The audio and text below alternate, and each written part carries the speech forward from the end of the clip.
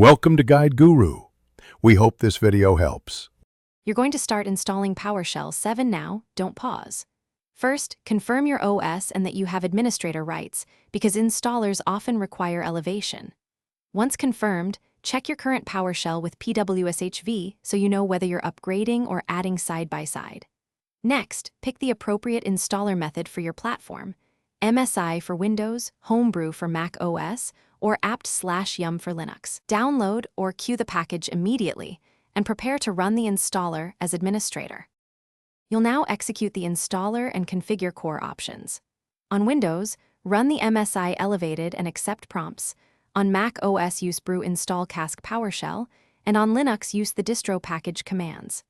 During installation, choose side by side if you want to keep Windows PowerShell or replace if not. Make sure to add PWSH to your path so PWSH launches from any terminal, and optionally register PWSH as your default shell. These choices affect scripts and environment consistency, so pick based on your workflows. Finish by verifying and fixing problems if needed. Run PWSHV to confirm the version, and use Get Module List available to ensure core modules loaded. Update modules with Update Module or Install Module where necessary. If a module or CMDlet is missing, install it from the PowerShell gallery.